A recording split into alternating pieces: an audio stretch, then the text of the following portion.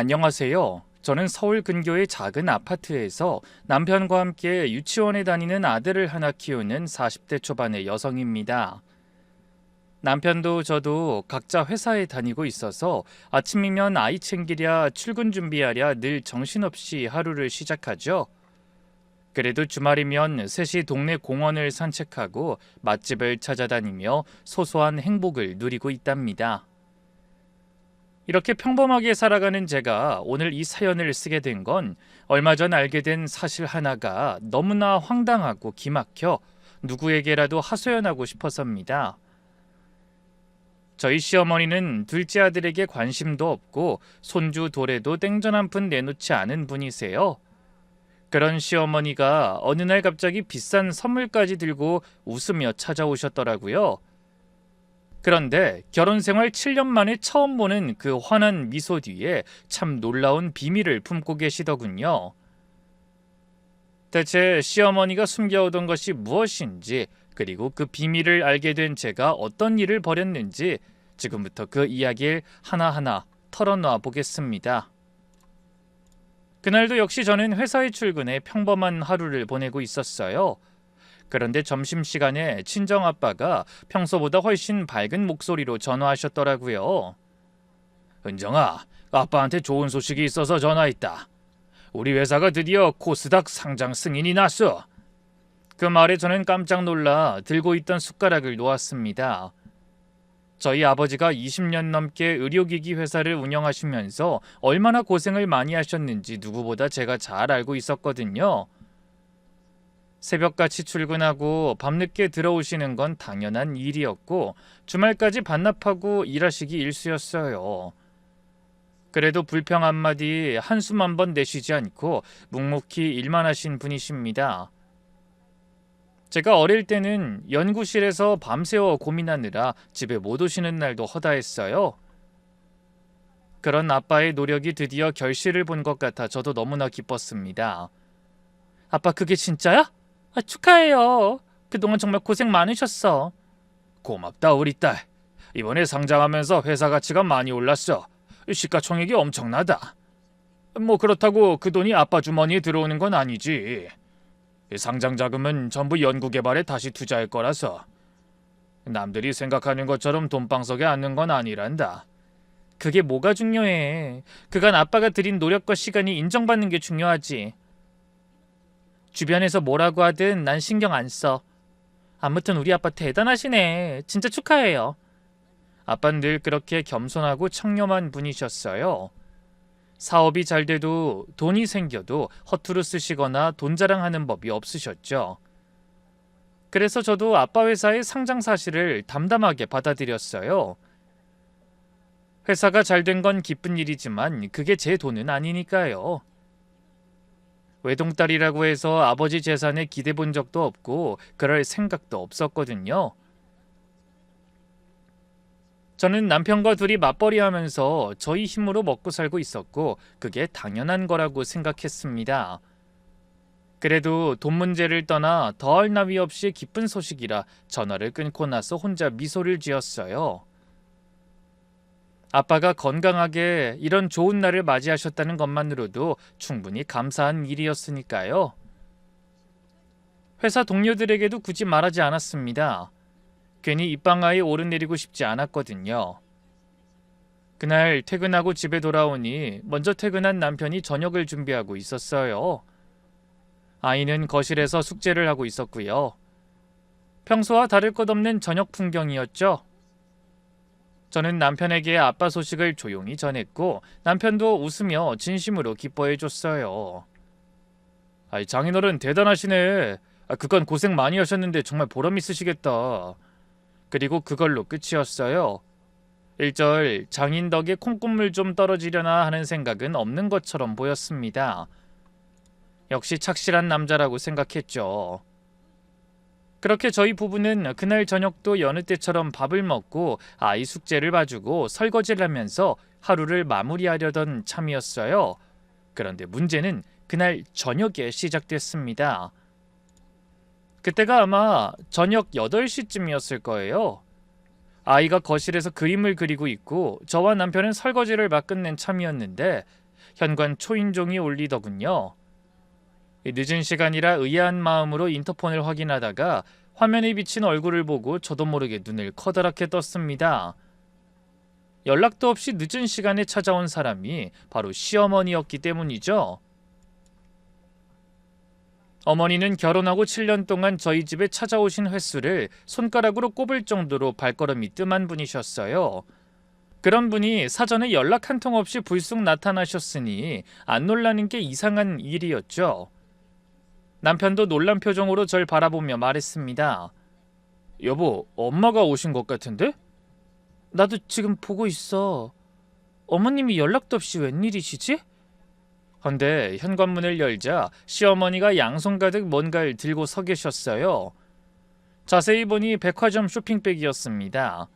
저는 속으로 더 놀랐어요. 시어머니가 저희한테 그런 걸 사오신 적은 단 한 번도 없었거든요. 백화점은커녕 시장에서 흔한 배추꽁다리도 사주신 적이 없었죠. 저는 놀란 마음에 소리치듯 물었습니다.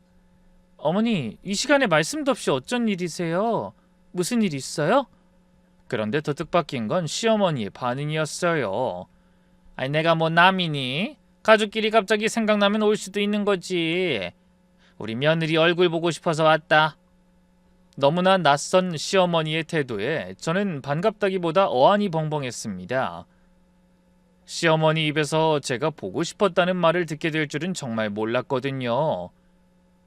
결혼하고 7년 동안 전 항상 시어머니에게 찬밥 대접받아온 기억밖에 없었으니까요. 제 생일, 아이 생일, 심지어 본인의 아들인 남편인 생일에조차 전화 한 통이 없는 분이 저희 시어머니셨어요. 처음 시집와서 몇 해는 혹시 잊으신 건가 싶어 남편한테 넌지시 물어본 적도 있죠. 자기야, 작년에도 잊으셨는데 어머니가 올해 또 자기 생일 잊으셨나 봐? 연세가 드셔서 깜빡하신 건가? 저번에 보니까 큰형님네는 며느리 생일까지 챙기시는 것 같던데. 제가 조심스럽게 묻자 남편이 씁쓸하게 웃으며 대답했어요. 엄마 원래 그러시잖아. 생일도 마찬가지지 뭐. 형 생일은 꼬박꼬박 챙기시는데 내 생일은 어릴 때 이후로는 따로 챙기신 적 없어. 어른들이 좀 그런 면이 있잖아. 장남한테 더 신경 쓰시는 거. 그러면서 말끝을 흐리더라고요. 그때 남편의 표정이 아직도 잊히질 않네요. 서운한 걸 서운하다고 말하지도 못하는 눈치였어요. 그런데 그런 시어머니의 편애가 자식들을 지나 손주들에게까지 이어졌죠. 아이 돌잔치 때도 어머니의 무관심은 여전하셨어요. 한 달 전부터 시간과 장소를 말씀드렸는데 1시간이나 늦게 오셔서 사진 한 장 찍고 30분도 안 돼서 가시더라고요. 돌 선물이요? 반지는 고사하고 봉투 하나 없었습니다. 큰아들네 손주 돌잔치 때는 금반지랑 팔찌에 돌 한복까지 직접 맞추셨으면서 말이죠. 형님이 명절 때 웃으며 그 얘기를 제 앞에서 대놓고 하더라고요. 그때 제 심정이 어땠을 것 같으세요? 정말 속상하고 한숨만 나왔습니다. 그런 어머니가 늘 입버릇처럼 달고 사시는 말씀이 있었어요. 어느 집이든 장남이 잘 살아야 집안이 잘 돌아가는 법이다. 그 말을 들을 때마다 저는 남편 얼굴을 힐끗거렸죠. 하지만 정작 남편 본인은 무덤덤해 보이더군요. 이미 오랜 시간을 그런 분위기 속에서 살아와서 너무 익숙해진 것 같았어요. 저는 그마저 너무 마음 아프고 안타까웠습니다. 어머니의 자식 차별이 가장 티날 때가 바로 명절이었죠. 온 가족이 모이면 항상 큰아들네 얘기만 하셨어요. 큰아들이 뭘 했다, 큰며느리가 어쩌고, 큰손주가 이번에 상을 받았다. 저희 얘기는 한마디도 안 하셨습니다. 마치 둘째 아들이랑 처자식은 없는 사람처럼 취급하셨어요.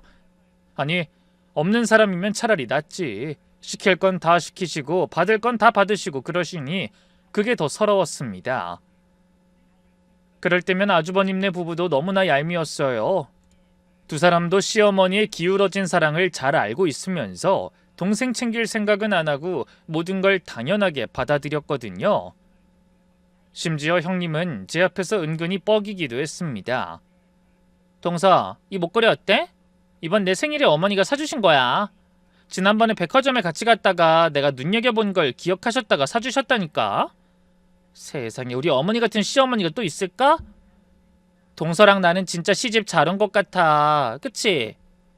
형님은 뻔히 시어머니가 둘째 며느리 생일 따윈 안중에도 없다는 걸 알면서 약 올리듯 그런 소리를 잘도 했어요. 그 말을 들을 때마다 저는 배가 아프다기보다는 기가 막혔습니다. 얄밉다는 표현으로는 부족할 정도로 꼴도 보기 싫더라고요. 그런데 바로 그런 시어머니가 그날 연락도 없이 백화점 쇼핑백을 바리바리 들고 저희 집에 오신 거예요. 그것도 만면에 웃음을 띠시면서요. 그러니 저희 부부가 안 놀랄 수가 있겠어요? 제가 황당한 마음을 추스르며 어머니를 거실로 안내하자 어머니가 주방까지 둘러보면서 과장되게 감탄하셨습니다. 아이고, 역시 우리 똑순이 은정이는 살림도 깔끔하게 잘해. 맞벌이 하면서 이렇게 집안을 반짝반짝하게 관리하기가 어디 쉬워? 내가 며느리 복은 있다니까?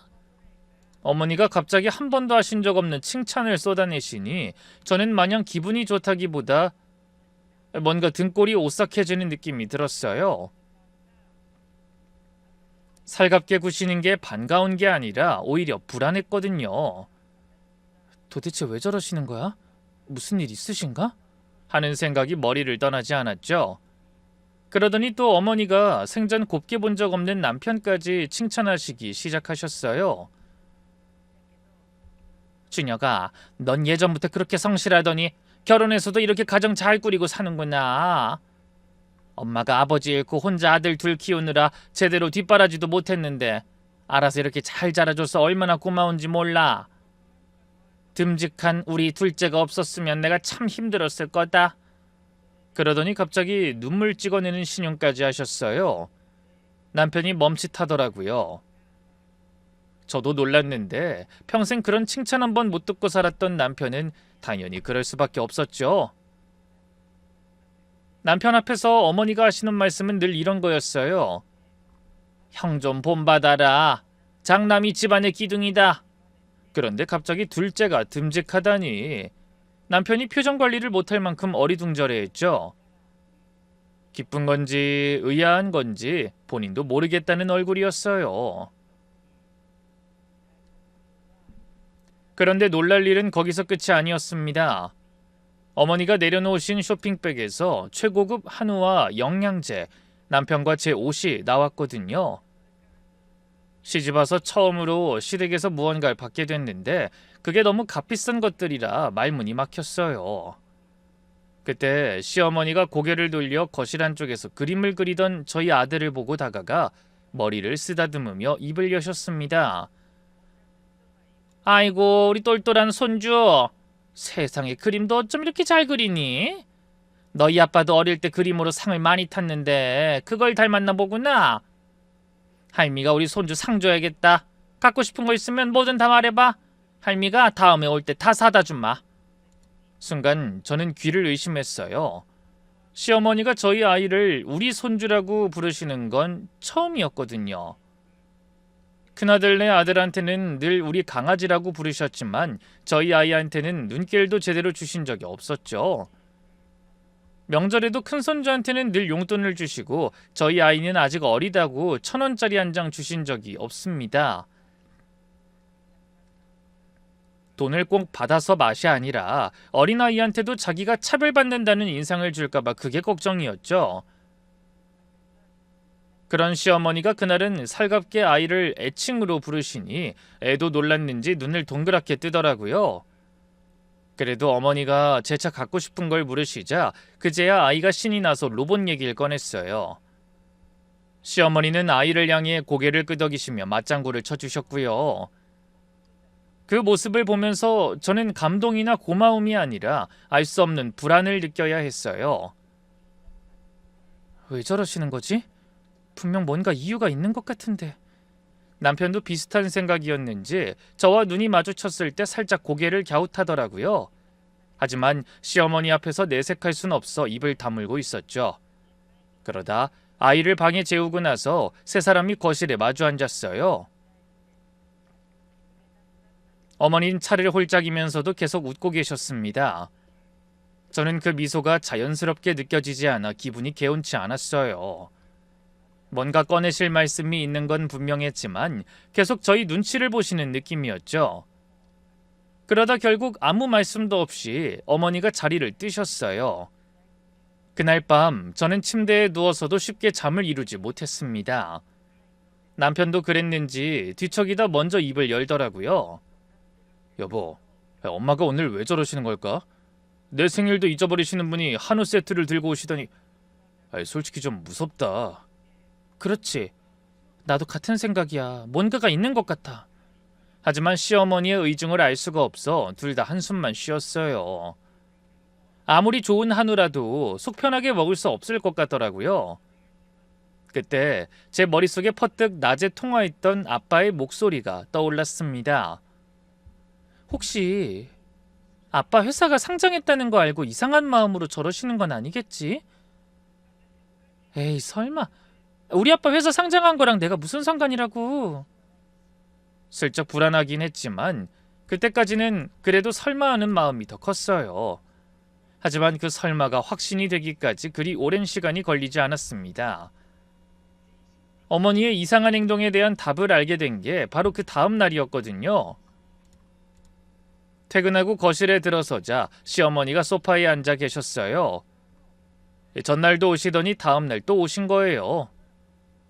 어머니가 이틀 연속 저희 집에 오시다니 그런 일은 결혼 생활 내내 한 번도 없던 일이었죠. 유치원에서 하원하고 저희가 퇴근하기 전까지 2시간 정도 아이를 돌봐주는 이모님이 계시는데 그분이 문을 열어주셨다고 하더군요. 어머니는 이미 이모님을 퇴근시키고 본인이 직접 테이블 위에 과일까지 깎아 놓으셨더라고요. 저는 놀란 마음에 허둥대며 시어머니 앞에 섰습니다. 어머니, 오늘도 오셨네요. 미리 전화 주셨으면 장이라도 봐놨을 텐데. 아이, 장은 무슨, 내가 너희 집에 밥 먹으러 왔겠니? 그보다 은정아, 잠깐 앉아봐라. 내가 할 얘기가 있어. 그 말하러 일부러 왔다. 그 목소리에서 뭔가를 단단히 준비하고 온 사람의 긴장감 같은 게 느껴졌습니다. 저도 덩달아 긴장이 되는지 심장이 두근거렸어요. 전날 밤부터 품고 있던 불안이 슬금슬금 고개를 내밀었거든요. 아니나 다를까 제가 엉거주춤 맞은편 자리에 앉아 시어머니가 팔을 뻗어 제 손을 덥석 잡으셨어요. 그때부터 심장이 미친 듯이 뛰고 입이 바짝 말랐습니다. 어머니의 입에서 무슨 말씀이 나올지는 모르지만 심상치 않은 일이 분명하다는 생각이 들더라고요.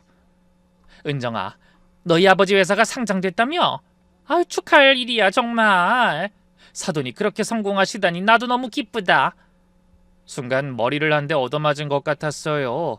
역시 아빠 회사 상장 소식을 알고 계셨던 거예요.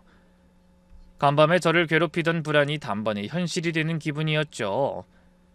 그래도 아직은 섣불리 판단하기에 이르다고 생각했어요. 혹시 정말 단순히 축하 차원에서 하시는 말씀일 수도 있으니까요. 그래서 최대한 담담하게 대답했습니다. 네, 어머니. 아빠가 오래 고생하셨는데 다행히 일이 잘 풀린 것 같아요.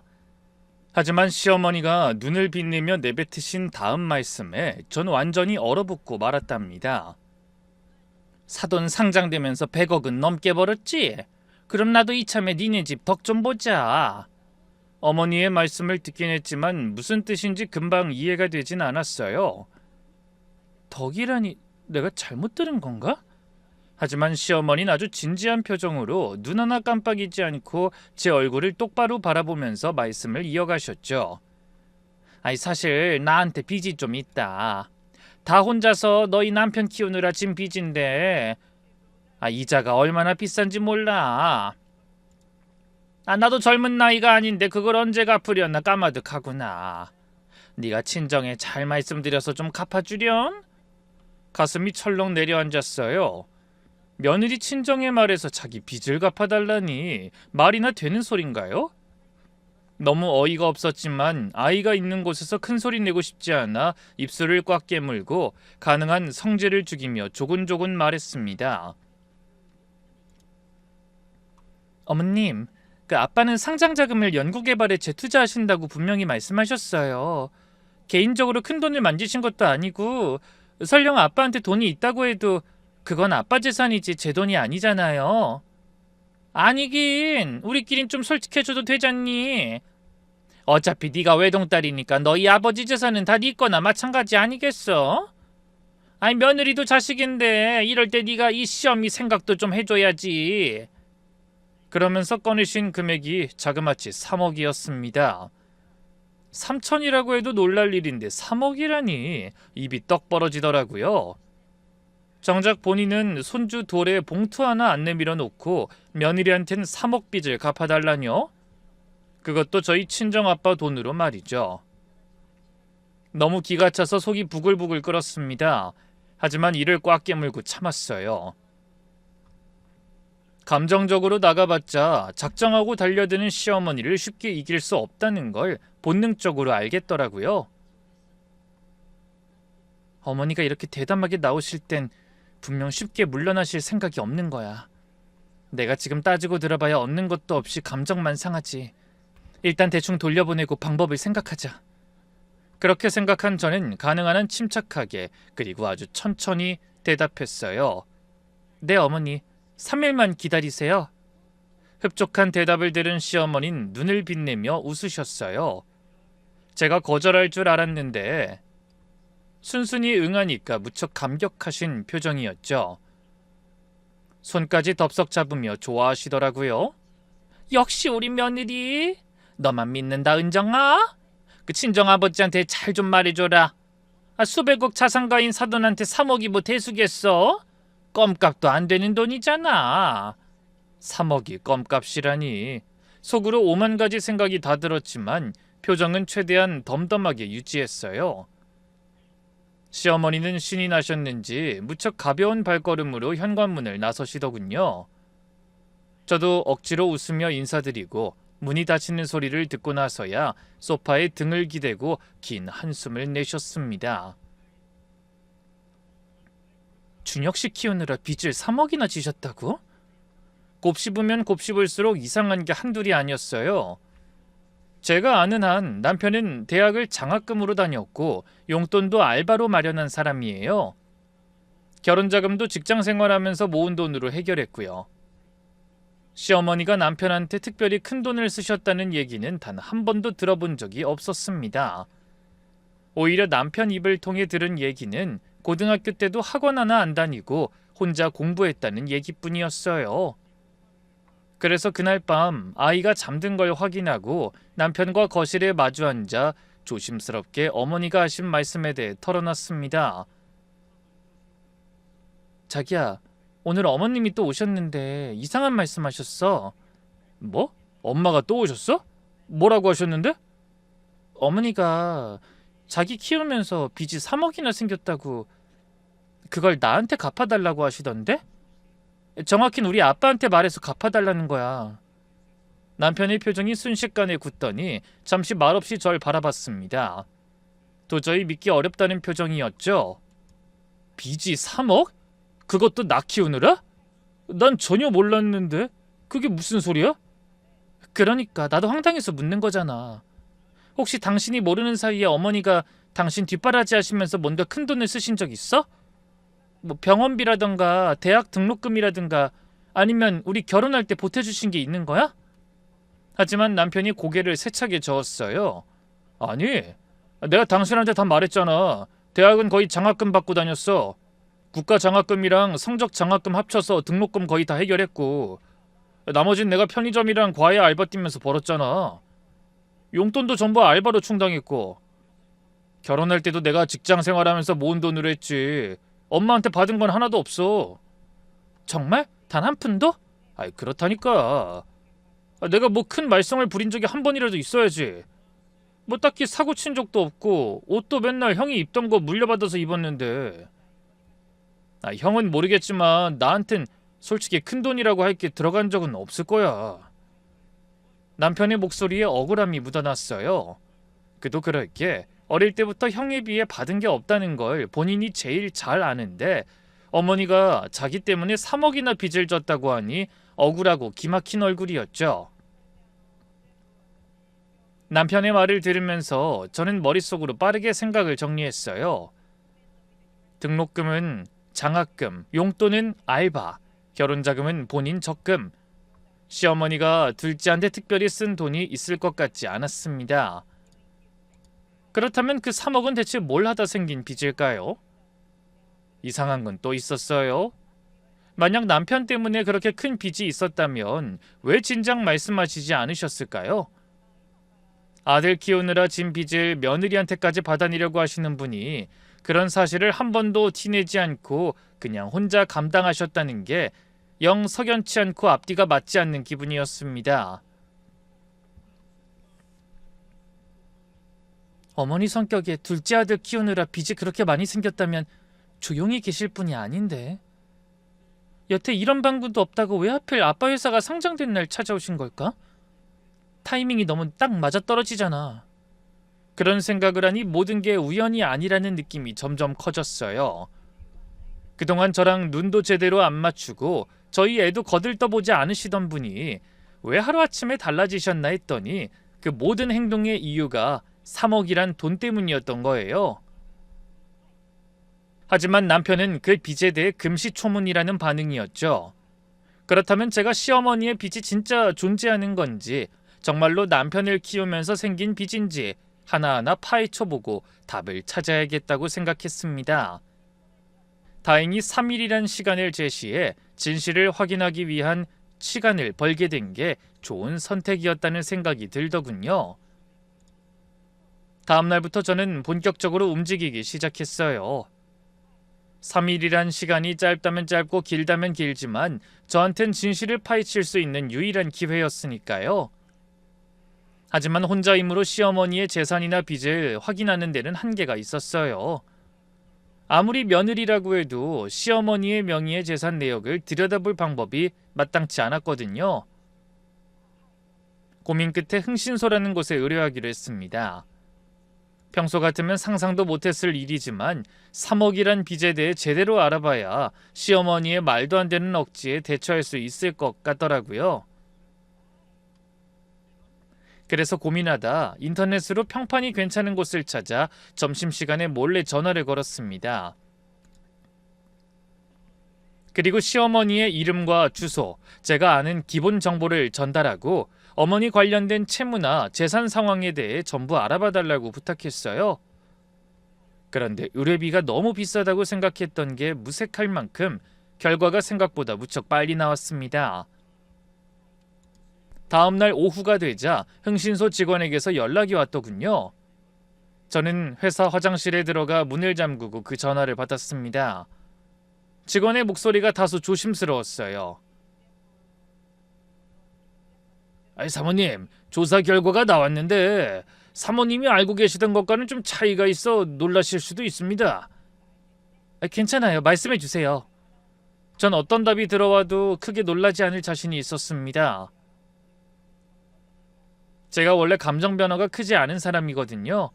하지만 곧이어 들린 흥신소 직원의 말에 저는 너무 놀라서 말문이 막혀버렸네요. 시어머니 되시는 분 명의로 된 부동산이 거주하시는 아파트 말고도 이 상가가 3곳 더 확인됐습니다. 한 곳은 시가 6억 정도 되는 역세권 상가고요. 나머지 2곳도 각각 4억에서 5억 사이로 추정됩니다. 합치면 15억이 넘더라고요. 그 말을 듣는 순간 전화기를 들고 있던 손이 부들부들 떨렸어요.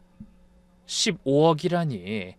늘 돈이 없고 형편이 어렵다고 죽는 소리만 하시던 시어머니한테 15억이 넘는 상가가 3개나 있다니 믿기지 않았습니다. 어머니가 명절 때마다 저희를 보며 하시는 말씀은 늘 똑같았어요. 난 돈이 없어서 너희한테 뭘 해주고 싶어도 못 해준다. 없는 부모 만난 것도 다 팔자야. 그렇게 말씀하시던 얼굴이 떠올랐어요. 그 핑계로 저희가 결혼할 때도 손주 돌잔치에도 전혀 도움을 안 주셨죠. 저희 부부는 그 말을 아무 의심 없이 믿었습니다. 아버님이 일찍 돌아가시면서 어머니가 혼자 아들 둘을 키우셨으니 경제적으로 당연히 힘드셨을 거라고 생각했죠.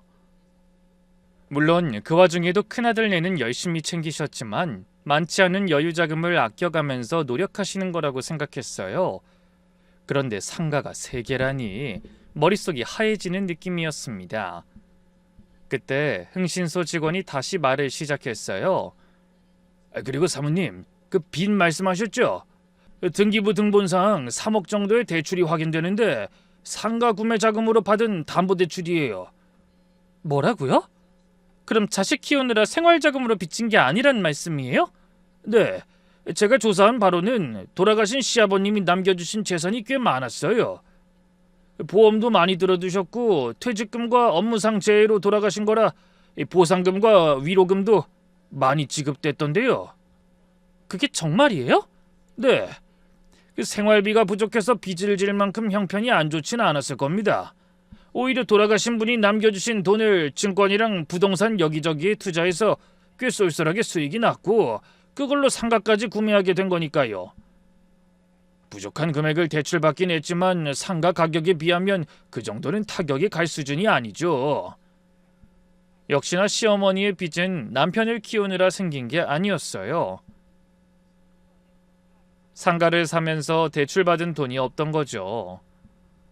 본인 투자금 때문에 생긴 빚을 아들 키운 비용이라고 둘러대신 겁니다.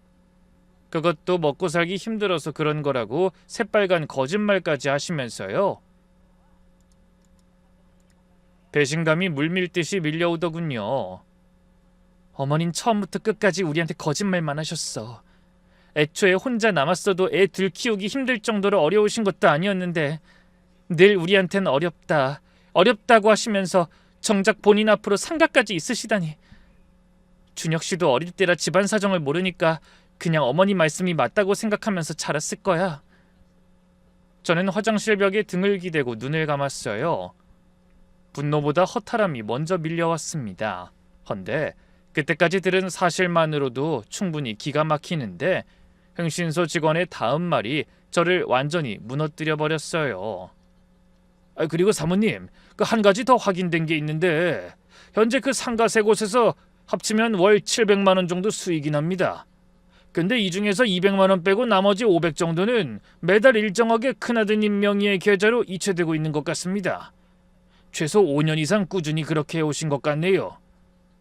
놀라서 입을 막다 전화기를 놓칠 뻔했어요. 어머니가 월 500만 원씩 5년 넘게, 그러니까 3억이 넘는 돈을 큰아들한테 꼬박꼬박 보내주고 계셨다는 거잖아요. 돈이 없고 형편이 안 된다고 둘째한테는 아무것도 안 해주시면서 뒤로는 매달 500만 원씩 큰아들 계좌에 넣어주셨다니.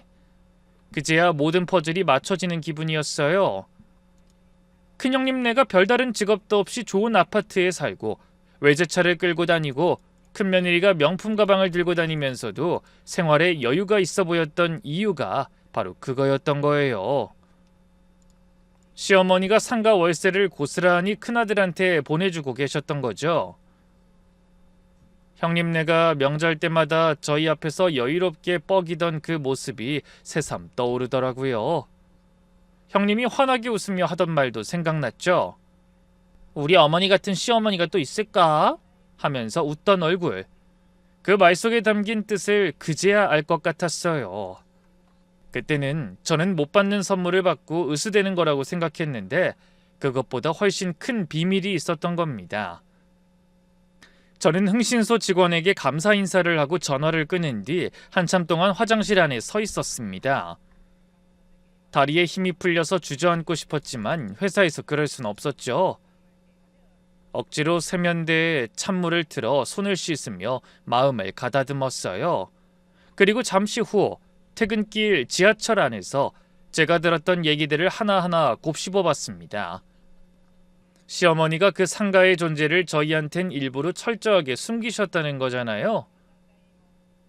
남편도 몰랐고 당연히 저도 몰랐어요. 오직 큰아들 내외만 알고 있었던 거죠. 그런데 더 생각해보니 치가 떨리는 게 한둘이 아니었네요. 남편은 결혼할 때 시어머니한테 정말 아무것도 못 받았거든요. 전세 자금은커녕 푼돈이든 봉투 하나 없었어요. 그래서 저희 부부가 맞벌이하면서 대출 끼고 작은 아파트 전세를 구한 겁니다. 그런 상황을 시어머니는 형편이 없다는 핑계 하나로 대신하셨고 저희는 그걸 믿었어요. 돌아가신 시아버지가 전기공사 일을 하시다가 사고로 세상을 떠나셨으니 당연히 어머니 혼자 아들 둘 키우시면서 여유가 없으셨을 거라고 생각했거든요. 그런데 현실은 정반대였습니다. 시아버지가 돌아가시면서 퇴직금과 산업재해 보상금, 보험금을 받으셨고 그동안 모아두신 재산도 꽤 있으셨던 거예요. 어머닌 절대 가난하지 않으셨습니다. 그 돈을 종잣돈 삼아 투자도 하고 상가도 사서 그 상가 수입을 전부 큰아들한테만 몰아주고 계셨던 거죠. 돌아가신 시아버지가 어머니에게 물려주신 아파트도 장남에게 줄 거라고 이미 오래전부터 말씀해 오셨다고 하더라고요. 남편은 그걸 알면서도 어머니의 결정이니 아무 말 못하고 있었고요. 결국 돌아가신 시아버지의 재산이든 시어머니가 불린 상가 수입이든 모든 건 큰아들한테만 흘러가게 된 겁니다. 둘째인 남편한테는 단 한 푼도 없었죠. 뭐 좋습니다. 어머니 재산 어머니가 주고 싶은 사람 주시겠다는데 어쩌겠어요. 하지만 제가 흥분하는 이유는 따로 있었어요. 돈이고 사랑이고 다 큰아들 내주시면서 정작 자식 노릇은 저희한테만 바라셨기 때문입니다. 환갑이라며 여행을 보내달라고 하셔서 저희 부부가 맞벌이에서 번 돈으로 시어머니 환갑 기념 동남아 여행도 보내드렸어요. 집에 냉장고가 고장났다고 연락하셔서 저희가 사드렸고 다리가 아파서 못 주무신다고 앓는 소리 하시며 안마의자 하나 보내달라고 하셔서 그것도 저희가 마련해드렸죠. 세탁기가 고장났을 때, 소파가 망가졌을 때도 전부 저희한테 사달라고 하셨어요. 그런 것들을 왜 큰아들한테 사달라고 하지 않으시고 매번 둘째한테만 바라셨는지 바로 그 점이 화가 난 거예요. 큰아들한테는 매달 500만 원씩 꼬박꼬박 보내주시면서 돈 들어갈 일 있으면 저희한테만 연락하셨죠. 사랑은 큰아들한테 베풀고 효도는 전부 둘째한테 받으시려 한 겁니다. 아주버님과 형님은 그 모든 걸 알면서도 하기 싫은 건 전부 동생네 떠넘긴 거예요. 큰아들은 돈 받는 역할, 둘째는 돈 쓰는 역할, 어머니 안에서 아들의 쓰임새가 이미 정해져 있었던 거죠. 저는 집에 도착해서 현관문을 열고도 한참 동안 신발을 벗지 못했어요. 머릿속이 너무 복잡했거든요. 배신감, 억울함, 분노, 이름 붙이기 어려운 감정들이 뒤엉킨 채 가슴속에서 들끓었습니다. 그때 퇴근해온 남편이 제 얼굴을 보고 뭔가 심상치 않은 일이 일어났다는 걸 눈치챈 듯 물었어요. 여보, 무슨 일 있어? 얼굴이 왜 그래? 자기야, 나 오늘 어머니 재산 내역 확인해봤어. 빚이 정말 있는 건지 왜 있는 건지 알아보려다가 엄청난 걸 알아버렸다고. 엄청난 거? 뭐가 나왔는데? 놀라지 말고 들어. 어머니 명의로 상가가 3개나 있어. 합치면 15억이 넘고 3억 빚은 당신 키우면서 생긴 게 아니라 그 상가 살 때 받은 대출이야. 남편은 아무 말도 하지 못하고 입만 벌렸다가 다물길 반복하더니 겨우 한마디 했습니다. 15억? 상가가 3개? 엄마가? 그래, 그것만이 아니야. 그 상가에서 나오는 월세 500만 원을 5년 넘게 큰형님 계좌로 보내고 계셨어. 합치면 3억이 넘는 돈이야. 제 말을 들은 남편이 놀라서 핏기 없는 얼굴로 소파에 털썩 주저앉았어요. 그리고 한동안 고개를 떨군 채 바닥만 바라보더라고요. 저도 남편 옆에 앉아 아무 말 없이 허공만 바라봤습니다. 제 상처도 상처지만 남편이 받은 충격을 무슨 말로 위로해야 할지 알 수가 없었어요. 남편은 시어머니의 냉대를 받으면서도 거의 모든 요구를 들어드렸습니다. 가끔 제가 속이 상해서 투덜거리면 미안해하며 이런 말로 자기 어머니를 두둔해왔죠. 자기야, 매번 우리 집에 큰돈 들어갈 일이 생겨서 미안해. 힘들게 맞벌이한 돈인데. 그래도 내 입장에서는 엄마가 꼭 필요하시다는데 그냥 모르는 척하기도 어려워. 형을 더 신경 쓰시는 건 사실이지만 그렇다고 나를 내다 버리거나 구박하신 건 아니고 이만큼 키워주신 것도 사실이잖아. 어쨌든 배 아파 낳아주시고 힘들게 키워주신 부모라는 건 변함없는 거니까 나중에 돌아가시고 후회하고 싶진 않아. 나 이해해 줄 수 있지? 그렇게 말하는 남편이 측은하고 안타까워 저도 더 이상 바가지 긁지 않고 원하는 대로 놔뒀습니다. 가뜩이나 착잡한 남편의 마음을 저까지 힘들게 하고 싶진 않았거든요. 남편은 그렇게 착한 아들이었어요. 물론 답답한 면이 있다는 건 저도 알지만 그런 남자이기에 제가 곁에서 더 챙겨줘야겠다고 생각했죠. 그런데 그런 둘째 아들에게 어머니가 해도 해도 너무하신 것 같았어요. 이번엔 남편도 충격이 큰지 아무 말도 못하다가 한참 만에야 떨리는 목소리로 입을 열었습니다. 엄마 진짜 너무하신다. 난 항상 돈이 없다는 핑계로 학원 한 번 안 보내주셨어. 형은 중학교 때부터 과외 학원에 다 시켜줬는데 난 혼자 독서실에서 공부했어.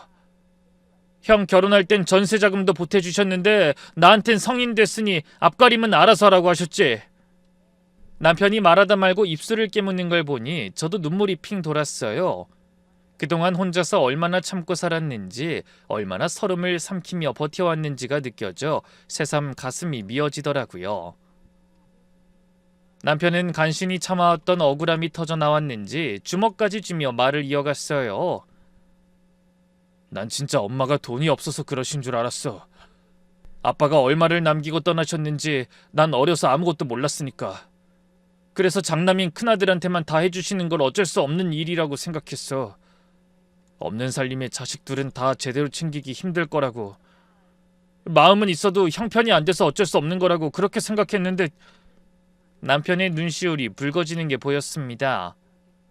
그 모습을 보는 저도 눈물이 났죠. 어머닌 돈이 없으셨던 게 아니에요. 둘째에 대한 애정이 없으셨던 거죠. 그렇게 없다 없다 하시며 큰아들한텐 매달 500만 원씩 보내주셨다니 다시 생각해도 기가 막혔습니다. 얼마 전에는 그런 일도 있었어요. 시어머니가 칠순엔 꼭 하와이에 가보고 싶다고 하셔서 그것도 저희가 보내드리기로 약속했고 적금까지 넣기로 했죠. 아무리 맞벌이라도 목돈이 나가는 건 부담되더라고요. 그래서 미리미리 준비하기로 한 거죠. 저흰 그렇게 어머니가 원하시는 걸 들어드리기 위해 군말 없이 준비까지 하는데 그동안에도 어머니는 큰아들네만 열심히 챙기신 겁니다. 그날 밤 저희 부부는 또 잠 못 들고 뒤척였습니다. 침대에 누웠지만 속에서 천불이 나는 것 같아 눈을 감을 수 없었어요. 억울하고 분하고 무엇보다 너무나 불쌍했습니다. 하지만 동시에 머릿속에 또렷하게 떠오르는 생각은 한 가지 있었습니다. 이제 더 이상 호구 노릇은 절대 안 해. 어머니한테 휘둘리지 말고 우리 가족을 지킬 수 있도록 내가 정신 바짝 차려야지. 그런 생각을 하는 동안 드디어 3일이란 약속의 시간이 코앞으로 다가왔어요. 시어머니는 곧 3억을 받게 된다는 생각에 들떠 계실 것 같았죠. 하지만 어머닌 절대 고대하던 3억을 받지 못하실 거예요. 대신 제가 준비한 놀라운 선물이 찾아갈 테니까요. 드디어 3일째 되는 날이 밝았습니다. 그날은 마침 토요일이라 저와 남편 모두 집에 있었어요. 아이는 이웃에 사는 친구 집에 놀러 갔고 저희 부부만 거실에 앉아 조용히 차를 마시고 있었죠. 마음은 무거웠지만 동시에 묘한 후련함도 있었습니다. 저는 이미 할 일을 다 했다고 생각했거든요. 헌데 막 오후로 접어들 때쯤 초인종이 울렸어요. 인터폰을 확인할 것도 없이 누가 왔는지 알 수 있었습니다. 역시나 현관문을 열자 시어머니가 서 계시더군요. 제가 돈 대신 보내드린 무언가 때문에 사색이 된 얼굴로 찾아오신 거죠. 3일 전에 환하게 웃으며 나가시던 모습이 아니라 핏기 하나 없이 허옇게 질린 얼굴에 눈까지 벌겋게 부어 있으셨어요. 한참 우신 것 같더라고요. 그런 모습으로 현관 앞에서 고개를 숙인 채 떨리는 목소리로 말씀하셨습니다. 은정아, 준혁아, 내가 잘못했다. 들어가서 얘기 좀 해도 되겠니? 저는 담담한 마음으로 시어머니를 거실 소파에 앉으시도록 하고 따뜻한 물을 한 잔 드렸어요. 어머닌 그 물잔을 두 손으로 감싸쥐고 한참 동안 아무 말씀도 못하셨죠. 남편이 맞은편에 앉아 무거운 표정으로 어머니를 바라보다 입을 열었습니다. 엄마, 무슨 일로 오셨어요? 어딘지 차갑게 느껴지는 말투였어요. 늘 어머니 말이라면 고분고분하던 남편의 태도가 아니었죠. 그런 아들의 변화를 눈치챘는지 시어머니가 살짝 움찔하더니 고개를 들고 울먹이며 말씀하셨습니다. 준혁아, 너희 장인이 오늘 아침에 집으로 찾아오셨어. 이삿짐 센터 사람들까지 데리고. 그 말씀에 남편의 눈이 커지는 게 보였지만 전 차분하게 머릿속으로 며칠 전 일을 떠올렸습니다. 사실 저는 시어머니의 모든 비밀을 알게 된 그날 밤 결국 친정 아빠에게 전화했어요. 저는 어릴 때부터 어떻게 해야 할지 몰라 고민이 될 때면 늘 아빠에게 도움을 청했습니다. 그럼 아빠가 늘 명쾌한 해답을 찾아주시곤 했거든요. 그런데 그날 제가 알게 된 일 역시 혼자 감당하기엔 너무 벅찬 일이었어요. 그렇다고 남편에게 상의하자니 우유부단하고 마음 약한 사람을 힘들게만 할 것 같더라고요. 그래서 결국 아빠를 찾게 된 거죠. 아빠, 나 할 말 있어. 왜, 무슨 일 있니? 사실 우리 시어머니가 아빠 회사 상장됐다는 소식 듣고 찾아오셨어. 본인한테 3억 빚이 있는데 둘째 아들 키우느라 생긴 거니까 아빠한테 대신 갚아달라고 말씀드리라는 거야. 며느리도 자식이니 힘든 시어머니 모르는 척하지 말라면서. 전화기 너머로 아빠의 숨소리가 거칠어지는 게 느껴졌어요. 뭐야? 사돈이 정말 그런 말을 했어? 응. 근데 아빠, 그게 거짓말이야. 내가 알아봤더니 그 이는 장학금 받고 대학 다녔고 알바해서 용돈 벌고 결혼 자금도 본인이 번 돈으로 했어. 시어머니가 큰돈 쓴 적은 없어. 그 3억은 어머니가 상가 사면서 받은 대출이야. 상가? 너희 시어머니 빠듯하게 사신다고 하지 않았어? 그런 줄 알았는데 아니었어. 글쎄 어머니 명의로 상가가 3개나 있더라고. 합치면 15억이 넘는 거 있지? 돈 없다고 죽는 소리 하면서 뒤로는 상가 월세 500만 원을 매달 큰아들한테 보내주고 계셨어. 그것도 5년 넘게. 우리 결혼할 땐 봉투 하나 안 주시고 손주 돌에 빈손으로 오셨으면서.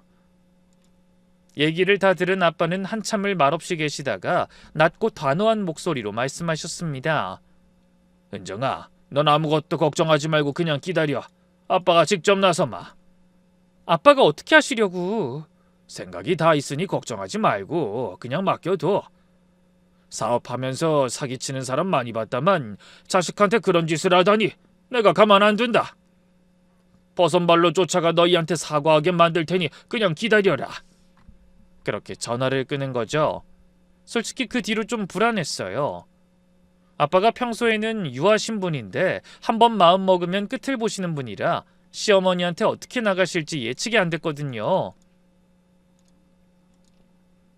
그래도 한 가지만은 확실했죠. 어떻게든 저와 남편의 억울함을 풀어주고 다시는 어머니가 저희를 무시하거나 홀대하시지 못하게 만드실 거라는 사실 말입니다. 그런데 역시 그런 제 예상이 맞았던 거예요. 시어머니가 주눅이 잔뜩 든 모습으로 찾아와 털어놓은 이야기에 저도 모르게 입이 떡 벌어지더라고요. 아빠가 꼭두 새벽부터 시어머니 집에 직접 찾아가셨답니다. 그것도 혼자가 아니라 이삿짐 센터 직원들까지 대동하고요. 시어머니는 아직도 오금이 저린다는 듯 몸서리치며 말씀하셨어요. 아침부터 누가 왔나 하고 문을 열었는데 글쎄 바깥 사돈이 계신 거야. 내가 얼마나 놀랐는지. 근데 갑자기 큰 소리로 그러시더라. 나한테 빚이 3억 있다고 해서 직접 도와주려고 왔다면서. 그게 어떻게 생긴 빚인지 먼저 확인을 했다나? 그러면서 아빠가 준비한 자료를 하나하나 내미셨대요. 남편 대학 등록금이 전부 장학금이었다는 증명, 결혼자금이 본인 적금과 전세자금 대출로 충당된 내역, 그리고 시어머니 명의 상가 3곳에 등기부 등본에 근저당이 잡혀있는 내역까지. 시어머니는 아직도 놀라운지 고개를 절레절레 흔들며 계속 말씀하셨어요. 근데 글쎄, 내가 너희 몰래 상가 샀다는 걸 아시는 것도 신기한데 거기서 나온 임대료를 다 큰애 내준 것까지 아시더라. 그러면서 나한테 어찌나 역정을 내시는지. 내가 자기 사위 차별한 것도 모자라서 큰아들한테만 퍼준 상가 대출을 왜 자기 보고 갚아달라는 거냐고 눈을 부릅뜨고 따지시는데 아유, 내가 심장이 떨어지는 줄 알았다. 자식이랑 사돈한테도 사기치는 거냐고 길길이 날뛰시는데 난 사돈이 그렇게 불같은 성격인지 몰랐어. 시어머니는 저희 친정아빠 기세에 꺾여 한마디도 못하셨다네요. 아빠는 자기 사위랑 딸이 시어머니에게 어떤 대접을 받는지 알겠다며 정중하지만 아주 단호하게 말씀하신 것 같더라고요. 앞으로 저랑 남편이 억울한 일을 당하지 않도록 그 자리에서 확실히 해두겠다면서 저희한테 사과하고 앞으로 두 아들을 동등하게 대하지 않으시면 그간 저와 남편이 해드렸던 모든 걸 다 회수하고 다시는 발을 들이지 말라고 하겠다고요. 본인은 한다면 하는 사람이니 두고 보라고 큰 소리 치신 것 같더군요. 어머니가 떨리는 목소리로 아빠의 말씀을 전하셨어요. 둘 다 주지 말든지 똑같이 주든지 선택하라는데 내가 망설이니까 갑자기 이삿짐 센터 사람들을 부르시더니 물건을 막 실어내는 거야. 시어머니가 아빠의 물음에 확답을 피하자 아빠가 밖에 대기하고 있던 이삿짐 센터 사람들을 불렀다고 하더라고요. 그 사람들이 제가 결혼할 때 시어머니 요구 때문에 혼수로 사온 명품 가방이랑 모피 코트, 그리고 결혼 생활 중 어머니가 사달라고 해서 사들인 냉장고, 세탁기, 안마의자, 소파를 전부 실어내기 시작했답니다. 그리고 시어머니 칠순기념으로 보내드리기로 한 하와이 여행도 즉시 취소하게 만들겠다고 하셨고요. 그 모습을 본 시어머니가 기겁하셨던 모양이더라고요. 인부들에 의해 물건이 하나둘 빠져나가는 걸 보시면서 결국 약속을 할 수밖에 없었던 것 같더군요. 그래서 내가 결국 졌다. 바깥사돈한테 월세 받는 거 똑같이 나눠서 너희한테도 주겠다고 했어. 그러지 않으면 큰애도 줄 수가 없게 생겨서. 어머니가 울먹이며 말씀하시는데 솔직히 그게 진심으로 반성하시는 건지 아니면 물건 뺏기고 호구 같은 둘째 아들 며느리랑 연락도 못하게 될까봐 그러신 건지 사실 잘 모르겠더라고요. 힐끔 눈을 돌려보니 남편도 저랑 같은 생각인지 입을 꾹 다물고 있더군요. 그때 시어머니가 남편을 바라보며 말씀하셨어요. 준혁아, 엄마가 잘못했다. 내가 너한테 마음이 없어서 그런 게 아니야. 둘 다 내 배 아파 낳은 자식인데 왜 다르겠니? 난 그냥 장남이 가문을 이어가는 거고 엄마 제사상도 큰아들이 차릴 테니 그거 생각해서. 그런데 어머니가 말씀을 다 끝내시기도 전에 남편이 처음으로 고개를 들고 어머니를 똑바로 바라보며 말했습니다. 눈빛에서 결연한 다짐 같은 게 느껴졌죠. 남편이 자기 어머니를 그런 눈으로 바라보는 건 결혼 생활을 통틀어 처음 보는 것 같았어요. 엄마, 아버지가 남긴 아파트도 형 준다더니 아버지 보험금 받은 거랑 전 재산으로 나 몰래 상가 사서 그 월세도 다 형한테만 줬다는 거죠? 난 어릴 때부터 학원 한 번 안 보내주고 옷은 늘 형이 입던 거 물려 입고 결혼할 땐 전셋집 보증금도 한 푼 안 도와줬으면서 그래도 그것까진 이해했어요. 근데 나한테 그러는 것도 모자라 며느리랑 손주들한테까지 그러신 건 도저히 이해도 용서도 안 될 것 같아요. 형수 출산할 땐 최고급 산후조리원 보내주셨다면서 은정이 애 낳았을 땐 축하 전화 한 통도 없으셨죠? 아이도 100일이 다 되어서야 겨우 얼굴 보러 오셨으면서. 그래도 나는 엄마가 돈이 없어서 마음이 있어도 자식들한테 다 해줄 수는 없어서 그러시는 거라고 생각했는데. 남편의 목소리가 떨린다 싶더니 눈물이 흘러내렸습니다. 그 모습을 본 시어머니가 고개를 떨구며 아무 말도 하지 않으셨죠. 뭐라 변명할 말이 생각나지 않으셨던 것 같네요. 저는 울먹이는 남편의 손을 잡고 시어머니를 향해 말했습니다. 어머니, 저흰 돈이 중요한 게 아니에요. 어머니한테 똑같은 자식으로서 인정받길 바라는 거예요. 어머니가 진심으로 반성하고 미안해 하신다면 앞으로 행동으로 보여주세요. 제 말에 시어머니가 고개를 끄덕이신 뒤 어깨를 늘어뜨리고 돌아가셨어요.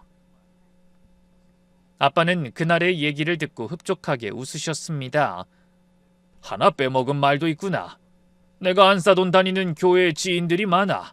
그래서 내 딸과 사위가 겪은 억울한 사연 좀 넋두리 하겠다고 했더니 그때부터 표정이 싹 변하시더라. 자기가 욕먹을 짓 한 건 아시는 거지. 평소에 체면을 중시하는 어머니에게 그런 사실을 알린다는 것만큼 두려운 일도 없으셨던 거죠. 결국 아빠의 생각이 완벽하게 들어맞은 겁니다. 그 뒤로 어머니는 형님대로 다 보내시던 임대소득의 절반을 저희 남편 계좌로 보내셨어요. 아빠가 똑같이 해주거나 둘 다 해주지 말라고 하셨는데 그렇다고 큰아들네 주던 돈을 끊을 순 없어 울며 겨자 먹기로 저희에게도 보내신 거죠. 하지만 일이 그렇게 되자 그간 어머니 덕에 놀고 먹던 형님네 발등에 불이 떨어졌습니다. 매달 500만 원씩 받던 돈이 반으로 줄면서 생활이 확 쪼그라든 거죠. 그동안 어머니 지원만 믿고 제대로 된 직장도 없이 살던 두 사람이었으니 당연한 결과였습니다. 그때부터 다급하게 일자리를 알아보기 시작했지만 오래 놀다 보니 어딜 가도 한 달을 못 버티고 그만두기 일쑤인 모양이었어요. 결국 생활이 궁핍해지자 형님 내외가 저희 집에 찾아와 고개를 숙이고 힘든 상황을 읍소했지만 남편은 두 사람의 힘으로 알아서 해결하라며 딱 잘라 말했어요. 시어머니에게 처음으로 언성을 높인 그날부터 남편은 정말 달라졌거든요. 자기 식구들이라면 앞뒤 따지지도 않고 질질 끌려나리던 사람이 마음을 고쳐먹은 겁니다. 사실 그간 착한 남편이 좋은 점도 있었지만 너무나 답답한 마음이 컸던 저는 그런 남편의 변화가 무척 반갑더군요. 형님 내외가 돌아간 뒤 제가 남편에게 통장 하나를 내밀자 남편이 의아한 표정으로 저를 보며 물었어요. 이게 뭐야? 자기야, 이건 어머니한테 받은 상가 임대료 넣어둔 통장이야. 이제 겨우 2달 됐지만 난 그 돈 한 푼도 안 쓰고 그대로 다 여기 모았어. 그 돈을 왜? 사실 우리한텐 이 돈이 중요한 게 아니었잖아. 우리가 확인하고 싶었던 건 어머니의 마음이랑 당신도 소중한 아들이라는 사실을 깨달으시길 바란 거지. 남편이 공감한다는 듯 고개를 끄덕이길래 제가 계속 말했습니다. 그래서 난 이 돈을 고스란히 앞으로 어머니 용돈이랑 병원비, 노후에 필요하신 자금으로 모아두려고 해. 어머니가 정말 늙고 아프셔서 우리 도움이 필요할 때 요긴하게 쓸 수 있도록. 남편은 한동안 말없이 절 바라보더니 손을 꼭 잡아줬어요. 그리고 눈물을 글썽이며 고맙다고, 미안하다고 거듭 말했습니다. 이 일을 겪으며 저희는 돈보다 소중한 건 가족이고 가족보다 소중한 건 서로를 있는 그대로 인정해주는 마음이라는 걸 깨달았습니다. 부디 오늘 함께 하신 여러분도 이 사연을 통해 귀한 교훈을 얻으셨길 바라며 저는 이만 인사드리겠습니다. 긴 사연 끝까지 들어주셔서 정말 감사합니다.